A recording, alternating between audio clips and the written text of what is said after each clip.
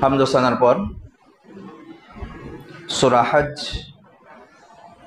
আয়াত নম্বর 26 পাঠ করা হয়েছে। আল্লাহ তাআলা বলছেন, যখন ইব্রাহিমকে আমি আশ্রয় দিলাম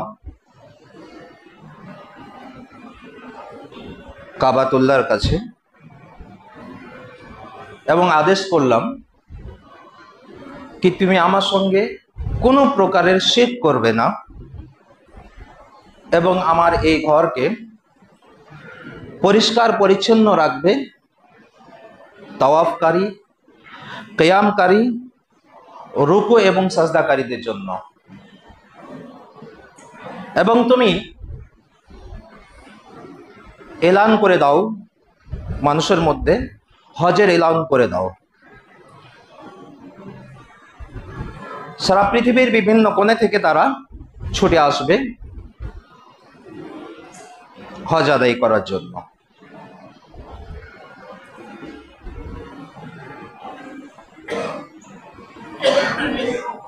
আজকে যে বিষয় নিয়ে আলোচনা হবে সেটা হচ্ছে হজ, এবং কেন সেটা পরে আমি বলবো। বিষয়টা নিয়ে আলোচনা কেন করা হচ্ছে এবং এ সম্পর্কে আরেকটি আয়াত রয়েছে সূরা বাকারা আয়াত নম্বর 196। আল্লাহ তাআলা বলছেন, ওয়াতিমুল হজ্জা ওয়াল উমরাতা, তোমরা হজ এবং উমরা পূর্ণ করো। সূরা আল ইমরান আয়াত নম্বর 97 আল্লাহ তাআলা বলছেন, ওয়ালিল্লাহি আলান নাস হিজ্জুল বাইত মান ইসতাতা ইলাইহি সাবিলা, মানুষের উপরে ফরজ রয়েছে আল্লাহর জন্য, আল্লাহর সন্তুষ্টির জন্য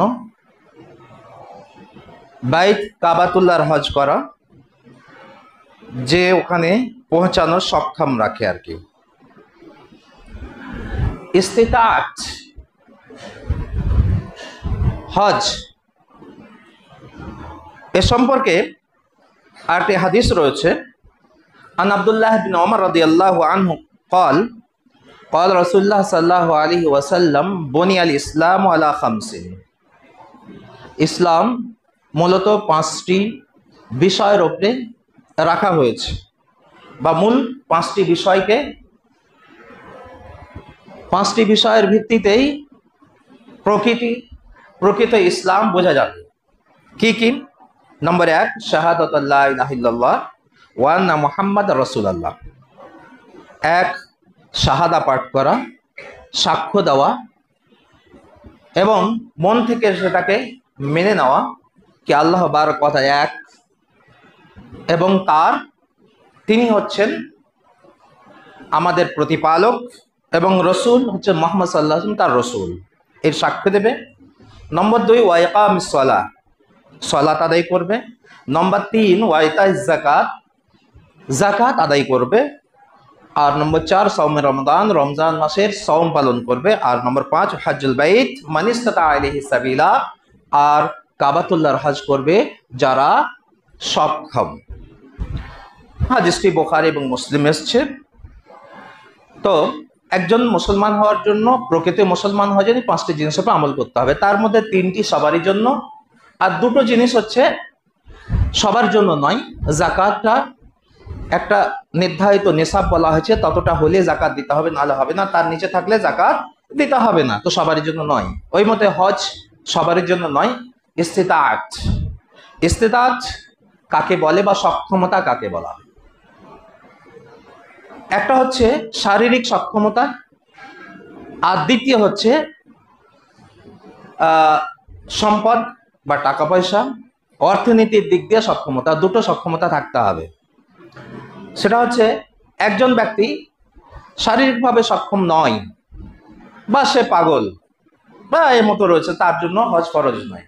হ্যাঁ, কিছু কিছু রয়েছে শারীরিকভাবে সক্ষম নয়, তা সত্ত্বেও ফরজ, তার আলাদা বিষয় রয়েছে, সেটা আমরা পরে আলোচনা করব। আর একটা হচ্ছে অর্থনীতিভাবে কি এতটা টাকা তার কাছে থাকবে, এতটা সম্পদ, যেই সম্পদ যারা সে যাবে ওখান থেকে ফিরে আসবে, এবং এই যাওয়া আসা, ওখানে থাকা, অ্যাকোমোডেশন, যে টাকা থাকার খরচ, খাওয়া দাওয়া, এই খরচটা বহন করা, এবং তার উপরে যাদের দায়িত্ব রয়েছে ভরণ পোষণের, তার ভরণ পোষণে থাকে যেন যতদিনও ফিরে আসবে আর কি। যে ডিউরেশন 20 দিন, 40 দিন, 50 দিন যে থেকে আসবে, এই 20 দিন বা 40 দিন বা 50 দিন, এই সময়টার মধ্যে তার উপরে যার যেমন স্ত্রীর ভরণ পোষণ ফরজ রয়েছে, ছেলে হলে সাবালক হওয়া পর্যন্ত, মেয়ে হলে বিয়ে হওয়া পর্যন্ত, এদের ভরণ পোষণ একজন পুরুষের উপরে দায়িত্ব রয়েছে, এবং সেই ভরণ পোষণের টাকাটা যেন থাকে সে ফিরে আসা পর্যন্ত। তো এই মতো ব্যক্তির উপরে হজ ফরজ হয়েছে, আর সে যদি হজ না করে তাহলে কিন্তু সে পাপী হবে, জবাবদিহি করতে হবে আল্লাহর কাছে। এ সম্পর্কে আরেকটি আয়াত রয়েছে, আল্লাহ বাতা বলছেন, আল হাজ্জু আশহুরুম মালুমাত ফামান ফারাদা ফীহিন্নাল হাজ্জ ফালা রাফাসা ওয়ালা ফুসুকা ওয়ালা জিদালা ফিল হজ্জ ওয়ামা তাফআলু মিন খাইরিন ইয়ালামুল্লাহ ওয়া তাযাওয়াদু ফাইন্না খায়রাজ যাদিত তাকওয়া ওয়াত্তাকুনি ইয়া উলিল আলবাব। এবারে হজ করতে যাচ্ছে, তার কিছু শর্তাবলী রয়েছে। আল্লাহ পাক বলছেন, আল হাজ্জু আশহুরুম মালুমাত, হজ একটা নির্দিষ্ট সময়ে হয়, নির্দিষ্ট মাসগুলি রয়েছে, সেই মাসগুলিতে হজ পালন হয়, সব সময় হয় না। ফামান ফারাদা ফীহিন্নাল হাজ্জা, যে ব্যক্তি হজ করার ইচ্ছা করেছে বা হজে যাচ্ছে, কি করবে? ফালা রাফাসা, হজ করতে গিয়ে অশ্লীল কাজ, অশ্লীলতায় জড়াতে পারবে না। ফালা রাফাসা ওয়ালা ফুসুকা, না গালিগালাজ করতে পারবে, না অশ্লীলতায়, সেটা দেখা হোক, বলা হোক, অশ্লীলতার দিকে ধাবিত হোক, যে কোনো রকমের হোক। ফালা রাফাসা ওয়ালা ফুসুক ওয়ালা জিদাল, না ওখানে ঝগড়া করতে পারবে, মারামারি ঝগড়া করা, এগুলো কোন রকম চলবে না। এগুলো শর্তের মধ্যে রয়েছে, হজের শর্তের মধ্যে রয়েছে। ওয়ামা তাফআলু মিন খাইরিন ইয়ালামুল্লাহ, তারপর আল্লাহ বাদ বলছেন, তোমরা যা কিছু ভালো কাজ করবে আল্লাহ কিন্তু জানে সেটা। ওয়া তাযাওয়াদু, তোমরা প্রস্তুতি নাও। ফাইন্না খায়রিজ যাদি আত-তাকওয়া, সবচাইতে উত্তম প্রস্তুতি তোমার হচ্ছে পরহেজগারিতা। তো তুমি হজ করতে যাবে, তো তুমি জানো আল্লাহ ভীরুতা তোমার মধ্যে থাকে। আল্লাহ ভীরুতা না থাকে তো হজ করতে গিয়ে লাভ হবে না। আল্লাহ ভীরুতা থাকে যেন, আল্লাহর ভয়, তাকওয়া, পরহেজগারিতার জন্য থাকে। তুমি গেলাম দেখানোর জন্য বা কোন রকম চলে গেলাম, যেতে হয় চলে গেলাম, সেটা হবে না। ওয়াত্তাকুনি ইয়া উলিল আলবাব, আর আমাকে থেকে ভয় পাও হে বুদ্ধিজীবীরা। আলবাব বলা হচ্ছে বুদ্ধিজীবীদেরকে বলা হচ্ছে, যারা আল্লাহকে ভয় পাবে কারা? যারা বুদ্ধিজীবী। অর্থাৎ যে আল্লাহকে ভয় পাবে না সে বুদ্ধিজীবী না, সে হচ্ছে বোকা, সে হচ্ছে বোকা। আর যে আল্লাহকে ভয় পায় সে হচ্ছে বুদ্ধিজীবী। ওয়াত্তাকুনি ইয়া উলিল আলবাব। এই সম্পর্কে আরেকটি হাদিস রয়েছে, আন আবি হুরায়রা রাদিয়াল্লাহু আনহু قال سمعت رسول الله صلى الله عليه وسلم يقول من حج فلم يرفث ولم يفسق رجع كيوم ولدته امه। বুখারী শরীফের হাদিস, আল্লাহ রাসূল সাল্লাল্লাহু আলাইহি ওয়াসাল্লাম বলেছেন কি যে ব্যক্তি হজ করলো এবং অশ্লীলতা, ঝগড়া, কোন রকমের খারাপ কাজে লিপ্ত হলো না, তো সেই ব্যক্তি হজ থেকে ফিরে আসবে। কেমন ভাবে ফিরে আসবে? যেমন যেদিন তার মা তাকে জন্ম দিয়েছিল, অর্থাৎ জন্মের সময় যেমন নিষ্পাপ হয়ে জন্ম হয়েছিল, তেমন নিষ্পাপ হয়ে সে হজ করে ফিরে আসছে। তো হজের এত বড় ফজিলত রয়েছে যে হজ করলে কি পাওয়া যাবে, হজ করলে কি পাওয়া যাবে, সেটা হচ্ছে নম্বর 1, কি নিষ্পাপ হয়ে ফিরে আসবে। আর একটা হাদিসে রয়েছে, আবি হুরায়রা রাদিয়াল্লাহু তাআলা আনহু قال خطبنا رسول الله صلى الله عليه وسلم فقال يا ايها الناس قد فرض الله عليكم الحج فحجوا فقال رجل أكل عام يا رسول الله فسكت حتى قالها ثلاثا فقال النبي صلى الله عليه وسلم لو قلت نعم لوجبت ولما ইস্তাতাতুম। রাওয়াহু আহমদ ওয়া মুসলিম ওয়া নাসাই। হাদিসটি আহমদ, মুসলিম এবং নাসাই শরীফে এসেছে। আবু হুরায়রা রাদিয়াল্লাহু তাআলা রাবি, উনি বলেন আল্লাহ রাসূল সাল্লাল্লাহু আলাইহি ওয়াসাল্লাম একদিন বক্তব্য দিচ্ছিলেন এবং বললেন, তোমাদের উপরে আল্লাহ বারাক ওয়া তাআলা হজ ফরজ করেছে, অতএব তোমরা হজ করো। ফাহজ্জু, হজ করো। একজন ব্যক্তি, ফাকালা রাজুলুন, একজন ব্যক্তি দাঁড়িয়ে বলল, আকুল্লু আমিন ইয়া রাসূলুল্লাহ, আল্লাহ রাসূল প্রত্যেক বছর কি হজ করব? প্রত্যেক বছর কি হজ করব? ফাসাকাতা, আল্লাহ রাসূল চুপ করে থাকলেন। হাত্তা ক্বালাহা সালাসান, সেই ব্যক্তি পর পর বলছে, আল্লাহ রাসূল বললো, জিজ্ঞেস করলো প্রত্যেক বছর, আল্লাহ রাসূল চুপ করলেন। ফের সেই ব্যক্তি দ্বিতীয় বাজছে, আকুল্লু আমিন ইয়া রাসূলুল্লাহ, আল্লাহ রাসূল চুপ থাকলেন। আবার জিজ্ঞেস করছেন, আকুল্লু আমিন ইয়া রাসূলুল্লাহ। তিনবার যখন সেই ব্যক্তি বারবার রিপিট করছে, তখন আল্লাহ রাসূল সাল্লাল্লাহু আলাইহি ওয়াসাল্লাম বলছেন, লাউ কুলতু নাম, আমি যদি হ্যাঁ বলে দিই, লাওয়াজাবাত, ফরজ হয়ে যাবে। লাওয়াজাবাত, আমি যদি হ্যাঁ বলে দিই তাহলে কি হবে? লাওয়াজাবাত, ফরজ হয়ে যাবে। ওয়ালাম মাস্তাআতাতুম, আর তোমরা প্রত্যেক বছর হজ করা সম্ভব হবে না, পারবে না করতে। তো কি, জীবনে কিন্তু একবার হজ ফরজ, জীবনের মধ্যে শুধু একবার হজ ফরজ রয়েছে। তারপরে কেউ করতে পারে, সেটা নফল হজের মধ্যে আসবে। কিন্তু এখন বর্তমানে যা পরিস্থিতি, সেটা দ্বিতীয়বার হজ করা যাবে না। কেননা হচ্ছে কি, যত মানুষ হজ করতে যেতে চাইছে ততটা যেতে পারছে না। আমাদের পশ্চিমবঙ্গ, বিহার বা আসাম, এগুলো রাজ্য এমন রয়েছে যেখানে আসলে যে হজের কোটা দেওয়া হয় সৌদি আরব থেকে ভারতের জন্য, যেটা করা হয়, সে হজ কোটার মধ্যে জনসংখ্যার হারে, মুসলিম জনসংখ্যা যে রাজ্যে যত রয়েছে সেই হারে কি করা হয়, ভাগ করে দেওয়া হয়। তো সেই হিসাবে কিছু কিছু রাজ্য রয়েছে, যেই রাজ্যগুলোতে যতটা কোটা দেওয়া হয় ততগুলো অ্যাপ্লিকেশনই হয় না। তবে কিছু কিছু রাজ্য রয়েছে যেখানে যতগুলো তাদের কোটা, তার থেকে 2 গুণ, 3 গুণ, 4 গুণ, 5 গুণ বেশি অ্যাপ্লিকেশন পড়ে, এবং তাদের লটারির মাধ্যমে কিন্তু সিলেকশন হয়। কিন্তু যেই রাজ্যগুলিতে যতগুলো কোটা থাকে ততগুলো অ্যাপ্লিকেশন পড়ে না, তার মধ্যে পশ্চিমবঙ্গ রয়েছে। পশ্চিমবঙ্গে তো আগে 50% হতো না যা কোটা পেত, এখন প্রায় 70-80% চলে গেছে। এখন বর্তমানে প্রায় 70-80%-এর মতো অ্যাপ্লিকেশন পড়ছে যা কোটা পাচ্ছে। বাকি যেগুলো কোটা পেয়েছে তখন অন্য রাজ্যগুলোকে সেগুলো ডিস্ট্রিবিউট করে দেওয়া হয় আর কি। তো বিষয়টা হচ্ছে কি, জীবনে একবার করতে হবে। আর একটা হাদিস রয়েছে, আন আবি হুরায়রা রাদিয়াল্লাহু আনহু قال سئل রাসূলুল্লাহ সাল্লাল্লাহু আলাইহি ওয়াসাল্লাম আইয়ুল আমালি আফদাল, জিজ্ঞেস করা হলো সবচেয়ে উত্তম আমল কি? ক্বালা ঈমানু বিল্লাহি ওয়া রাসূলিহি, সবচেয়ে উত্তম হচ্ছে আল্লাহর উপরে এবং রাসূলের উপরে বিশ্বাস রাখা, এটা সবচেয়ে উত্তম আমল। ক্বালা সুম্মা মাযা, জিজ্ঞেস করলেন আবার কি? ক্বালা সুম্মাল জিহাদু ফি সাবিলিল্লাহ, তারপর আল্লাহর পথে জিহাদ করা। সুম্মা কিলা মাযা, কিলা সুম্মা মাযা, জিজ্ঞেস করা হলো তারপরে?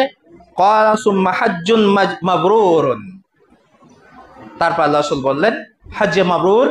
হাদিসটি বুখারী এবং মুসলিমের এসেছে। হজ্জে মাবরুর ওটাকে বলা হয় যেটা কবুল হয়, আল্লাহর কাছে কবুল হয়। সেই হজটি জিহাদের পরে পরই তার ফজিলত রয়েছে। হজ কবুল হওয়ার জন্য শর্তগুলি বললাম, যেমন সে অশ্লীল ভাষা বা অশ্লীল কাজ, ঝগড়া করা যাবে না। তার সাথে সাথে যেন হজে যাচ্ছে সেই ইনকামটা যেন হালাল হয়, হালাল ইনকামে যেন হজ করতে যায়। হারাম ইনকাম হলে সে হজ্জে মাবরুর হবে না, সেটা হবে না। হালাল ইনকাম যেন হয় আর কি।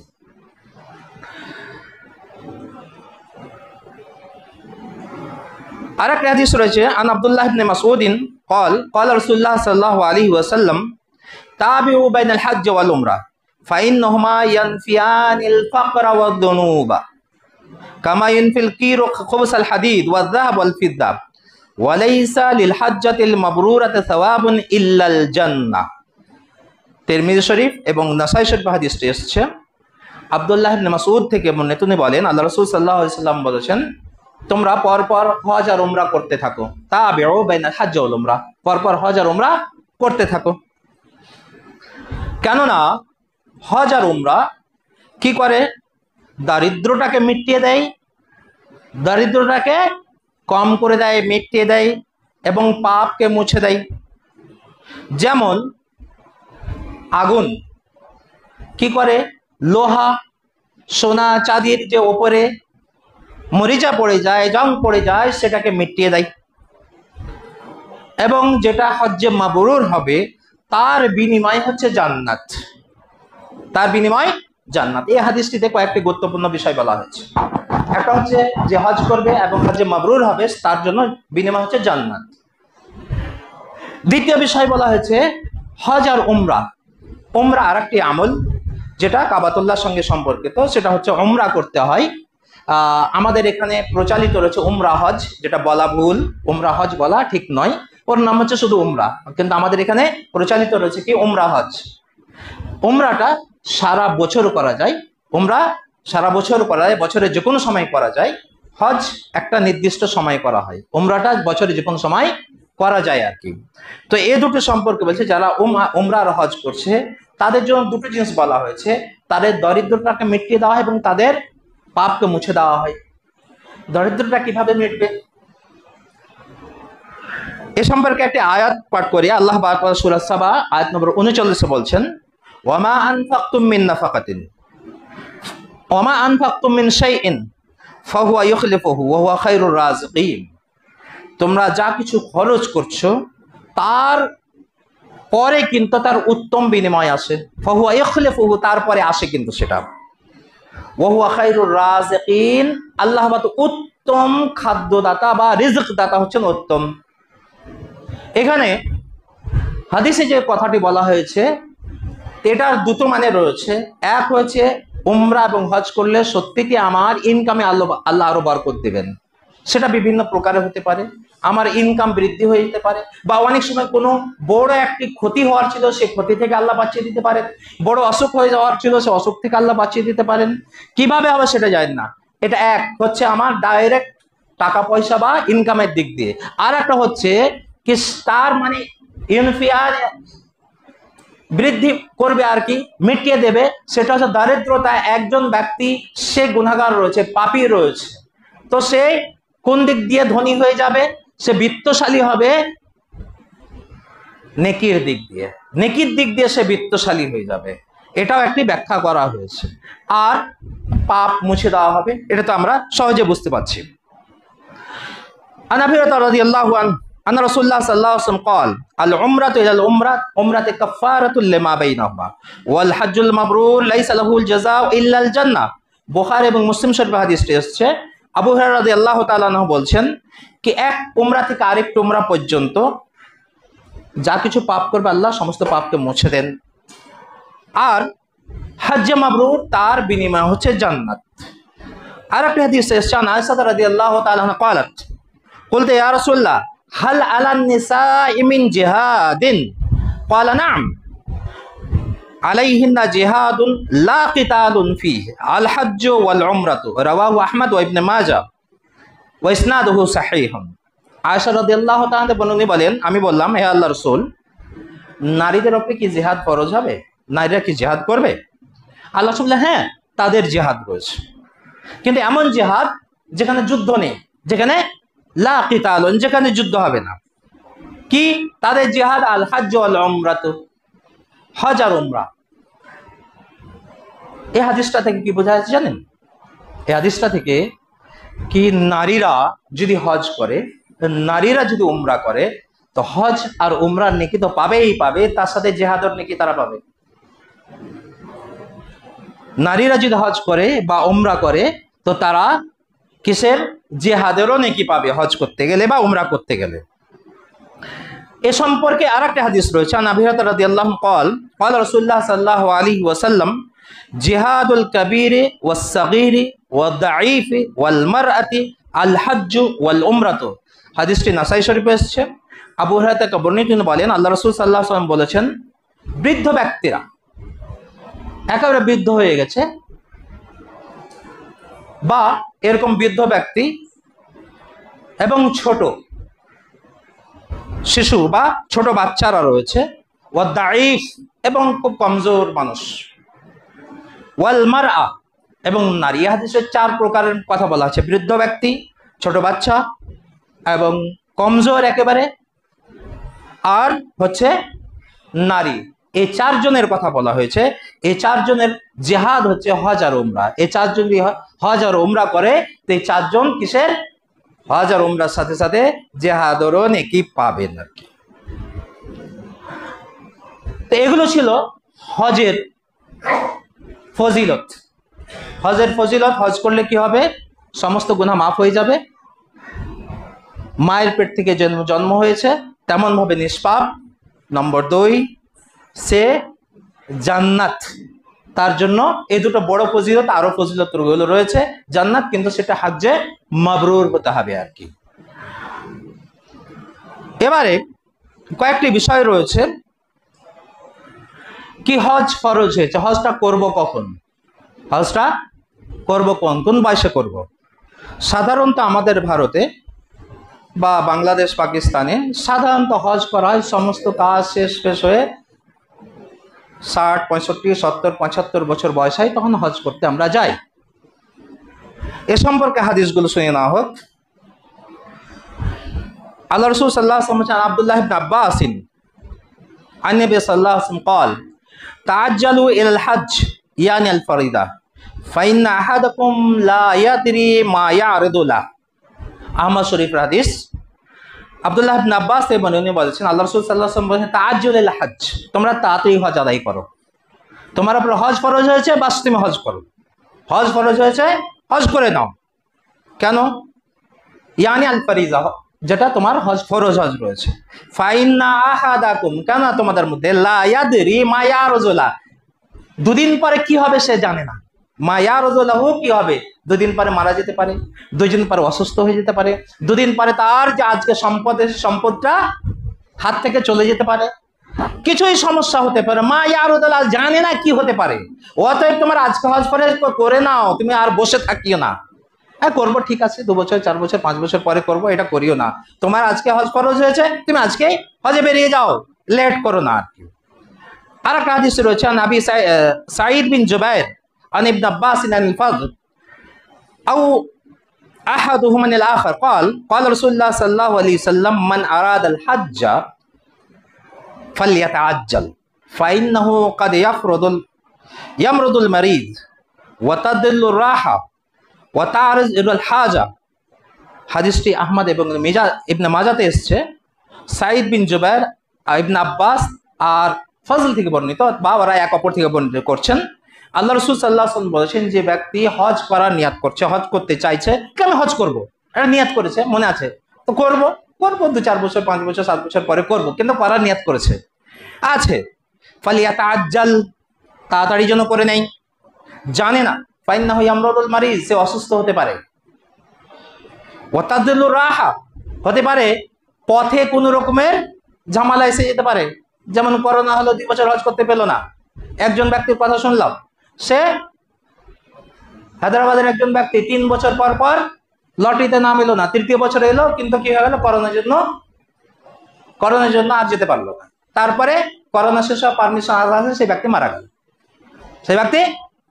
গেল। তো বলছে তাদিল্লুর রাহা, রাস্তা, এই পথে কোথায় কি সমস্যা এসে যেতে পারে।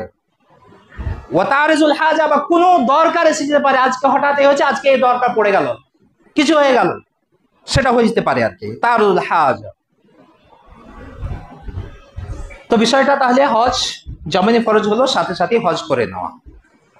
এবারে যারা হজ করতে পারলো না তাদের জন্য সে সম্পর্কে হাদিস আব্দুল্লাহ ইবনে জুবাইর قال جاء رجل من خشم الى رسول الله صلى الله عليه وسلم فقال ان ابي ادركه الاسلام وهو شيخ كبير لا يستطيع ركوب الرحل والحج مكتوب عليه افاحج عنه قال انت اكبر ولده قال نعم قال ارايت لو كان على ابيك دين فقضيته عنه اكان يجزي ذلك عنه قال نعم قال فاحجج عنه।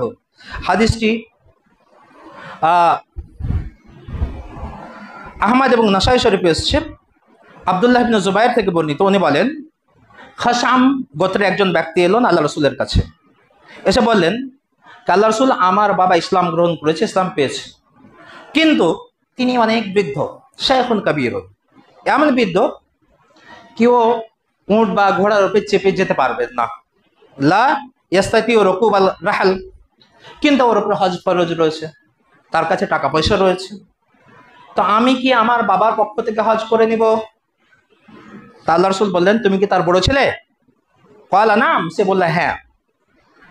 তো আল্লাহ রাসূল বললেন, আচ্ছা তুমি ভাবো তো কি তোমার বাবার উপরে যদি দেনা থাকতো, তোমার বাবার উপরে দেনা থাকতো, তোমার দেনা, বাবার দেনা আদায় করা তোমার ফরজ ছিল না? বলছে অবশ্যই আল্লাহ রাসূল। তো বলছে এটাও একটা আল্লাহর দেনা, এটা হচ্ছে একটি দেনা, অতএব তুমি তার পক্ষ থেকে হজ করে নাও। আর একটা হাদিস রয়েছে এ সম্পর্কে, আনা ইবনে আব্বাসিন আন্না ইমরাতান মিন খাশাম قالت يا رسول الله إن أبي أدركته فريضة الله في الحج شيخا كبيرا لا يستطيع أن يستوي على ظهر بعيره قال فحجي عنه। হাদিসটি বুখারী মুসলিম আবু দাউদ বিভিন্ন হাদিস এসেছে। সেম গোত্রের খাশাম গোত্রের একজন মহিলা এসে বলল, আল্লাহ রাসূল আমার বাবা ওপরে হজ ফরজ হয়েছে, কিন্তু অনেক বৃদ্ধ ব্যক্তি, সে কিন্তু উটের বা ঘোড়ার উপরে চেপে যেতে পারবেন না।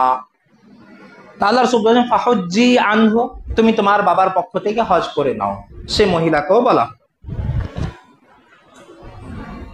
আর একটি হাদিস রয়েছে সম্পর্কে, عن ابن عباس أن امرأة من جهينة جاءت إلى النبي صلى الله عليه وسلم فقالت إن أمي نذرت أن تحج فلم تحج حتى ماتت أفحج عنها؟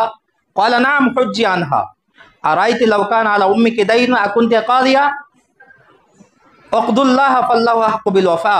বুখারী মুসলিম শরীফে একজন জোহাইনা গোষ্ঠীর মহিলা এলো আল্লাহ রাসূলের কাছে, বলছে আল্লাহ রাসূল আমার মা নজর মেনেছিল কি সে হজ করবে, কিন্তু সে মারা গেছে, আমি কি তার পক্ষ থেকে হজ করব? তা আল্লাহ রাসূল সেম কোশ্চেন করলেন কি তোমার মায়ের উপরে যে দেনা থাকতো সেটা কিন্তু তুমি শোধ করতে? বলছে অবশ্যই। তবে সেটা একটা দেনা, তুমি শোধ করো, তুমি তার পক্ষ থেকে হজ করো আর কি।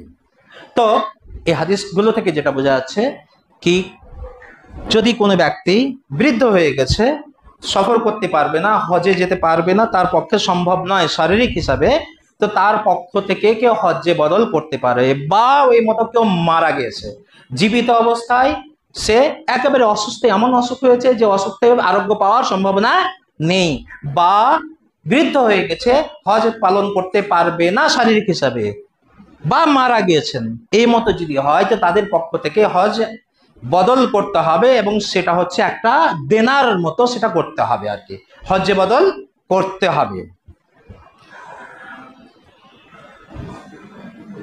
এবারে হজ্জে বদল কে করবে? কেউই করতে পারে, ছেলে মেয়ে বা অন্য কেউ করতে পারে, কিন্তু তার জন্য একটা শর্ত রয়েছে। এ সম্পর্কে একটা হাদিস রয়েছে, আমি হাদিসটা পাঠ করছি, সময় হয়ে গেছে যেহেতু। একজন ব্যক্তিকে আল্লাহ রাসূল সাল্লাল্লাহু আলাইহি ওয়াসাল্লাম শুনলেন, লাব্বায়েক আন শুবরুমা, লাব্বায়েক আন শুবরুমা, উনি বলছেন আমি আল্লাহ উপস্থিত রয়েছে শুবরুমার পক্ষ থেকে, অর্থাৎ যে হজ্জে বদল করতে যায় যার পক্ষ থেকে তার জন্য বলতে হয় লাব্বায়েক আন শুবরুমা। আল্লাহ রাসূল বললেন মান শুবরুমা, শুবরুমাটা কে? বললো সে ব্যক্তি, আমার রাবি একটু ভুলে গেছেন, তো উনি বলছেন তার ভাই বা তার আত্মীয় কোনো বলেছেন, আও কারিবুল্লি সে বলেছিল। আল্লাহ রাসূল বললেন হাজাজতা আন নাফসিক, তুমি নিজে হজ করেছো কি? বলছে না।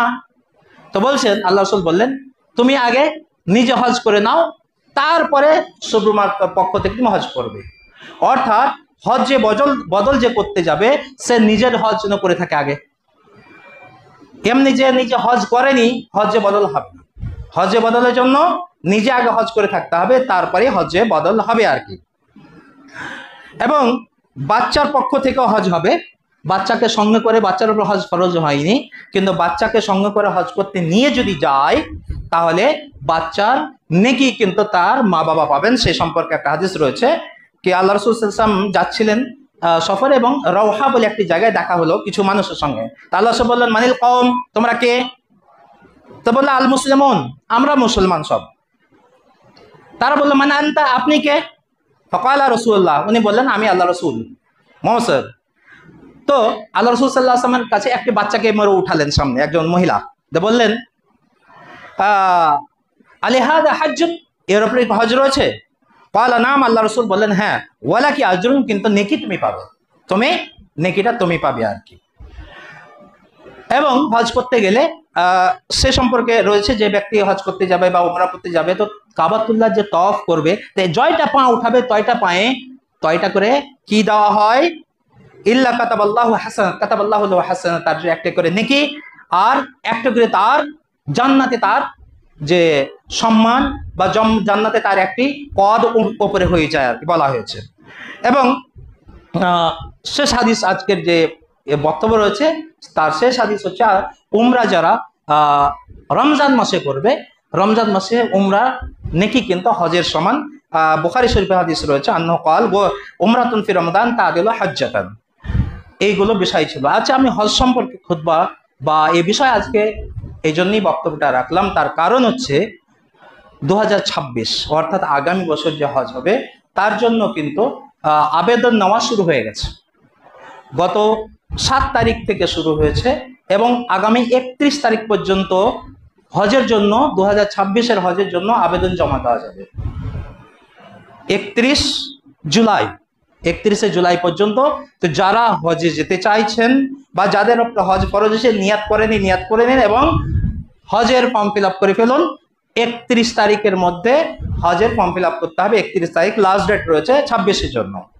এবারে হজে কিছু সুবিধা, আরো কিছু নতুন সংযোজন করা হয়েছে।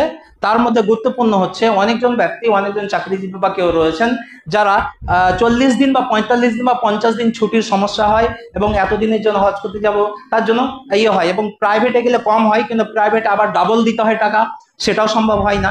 তো হজ কমিটির আন্ডারে যাবে, তো এতদিন ছুটি পাওয়া বা করা মুশকিল হয়ে যায়। তো এবারে একটি প্যাকেজ, শর্ট হজ বলে একটি প্যাকেজ চালু করেছে যেটা 20 দিনের হবে। তার খরচটা একটু বেশি হবে 20 দিনের, কিন্তু এই 20 দিনের জন্য যারা অ্যাপ্লিকেন্ট হবে সেই সংখ্যাটা বলে দেওয়া হয়েছে 10,000। সারা ভারত থেকে 10,000-এর বেশি যদি অ্যাপ্লিকেশন হয়, আবেদন যদি 10,000-এর ঊর্ধ্বে হয় এই ক্যাটাগরিতে, তো তাদের মধ্যে লটারি হবে এবং লটারিতে যাদের আসবে সেই 10,000 পাবে, আর যাদের লটারিতে আসবে না তারা নর্মাল যে হজ আছে 40 বা 45 দিন সেই হিসাবে তাকে গণ্য করা হবে। এবার এই জিনিসটা দেওয়া হয়েছে। এবার আর একটা সংযোজনের ইচ্ছা করছে আর কি, সেটা কি হবে জানি না।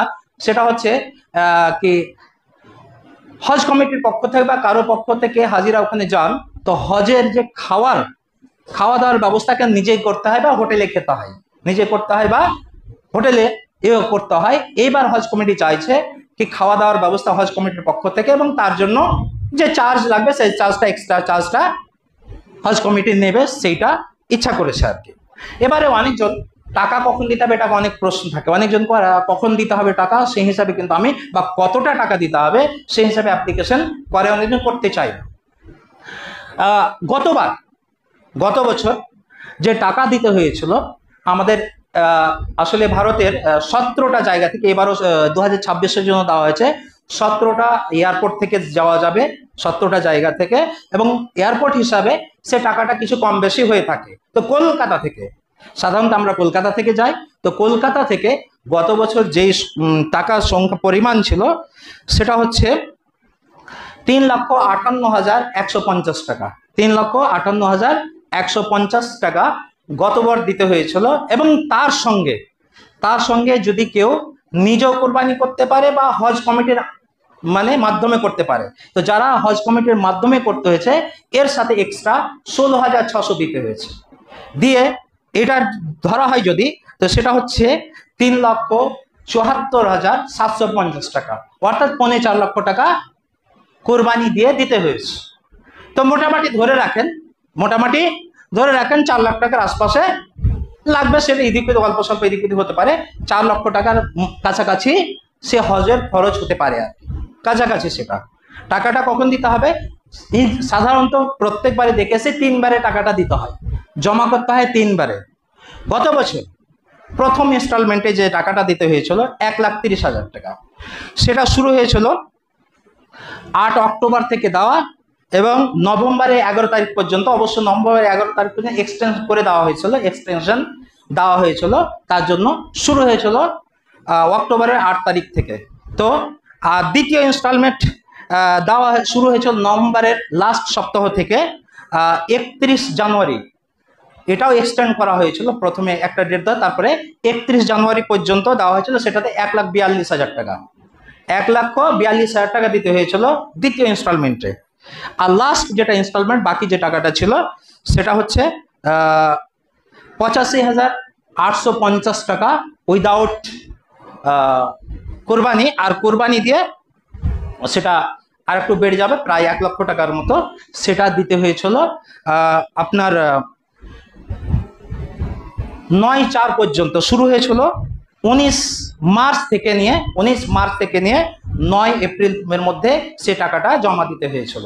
অর্থাৎ টাকাটা দিতে শুরু হয়েছিল অক্টোবর থেকে এবং লাস্ট ইনস্টলমেন্ট এপ্রিলের 9 তারিখ পর্যন্ত দিতে হয়েছে টাকাটা। অর্থাৎ প্রায় অক্টোবর থেকে টাকাটা দিতে হবে, আর মার্চ মাসের শেষের দিকে শেষ হয়ে যাবে, এর মধ্যেই কিন্তু টাকাটা দিতে হবে। সেই হিসেবে আপনারা, এই জন্য আমি ক্যালকুলেশন বা হিসাবটা বললাম কি আমার কি হিসাবে হবে, নিজের হিসাবটা করতে জন্য সুবিধা হয়, সেই জন্য এটা দেওয়া হলো। কিন্তু একটা বিষয় মাথায় রাখবেন, সেটা হচ্ছে যারা শর্ট হজ 20 দিনের হজের জন্য অ্যাপ্লিকেন্ট হবে, তাদের জন্য কিন্তু 17টা নেই, 7 জায়গা থেকে যেতে পারবে, 7টা জায়গা থেকে ওরা যেতে পারবে। তাদের জন্য কিন্তু কম করা হয়েছে, 7টি এয়ারপোর্ট থেকে যেতে পারবে, 17টা নয়।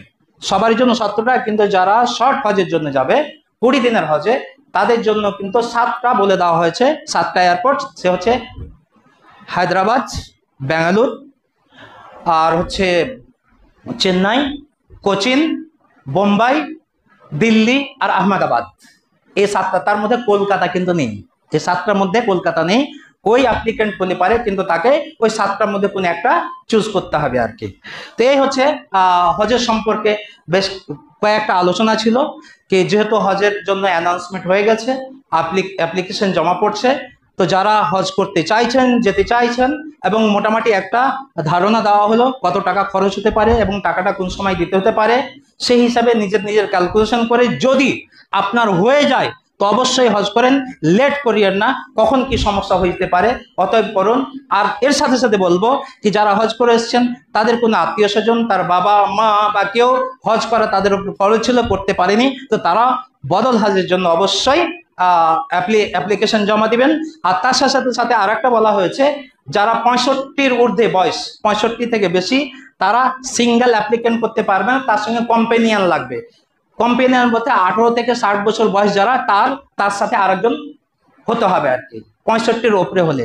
আর বাচ্চা 12 বছর না হলে সে হজ করতে যেতে পারবে না। বাচ্চাদের জন্য, ছোট বাচ্চাদের বন্ধ করে 12 বছর বয়স থেকেই তারা যেতে পারবে। তার আগে তো যার 7/7/2025 পর্যন্ত বয়স 12 বছর হয়েছে, তারাই কিন্তু অ্যাপ্লিকেশন জমা দিতে পারবে। আর একটা তো কয়েক বছর ধরে চলে আসছে, ওই নারীরা যারা 45 বছরের ঊর্ধ্বে বয়স হয়ে গেছে, তারা গ্রুপে, একজন মাহরাম লাগে নারীদের জন্য, কিন্তু তারা গ্রুপে, মাহরাম ছাড়াই গ্রুপে যেতে পারবে, তাদের জন্য পারমিশন রয়েছে। তো যাই হোক, আল্লাহর কাছে দোয়া করছি, আল্লাহ তোমাদেরকে সৎপথে চলার তৌফিক দাও। আল্লাহ যাদের উপরে হজ ফরজ হয়েছে তাদেরকে হজ করার তৌফিক দাও। আর যাদের উপরে হজ ফরজ হয়নি,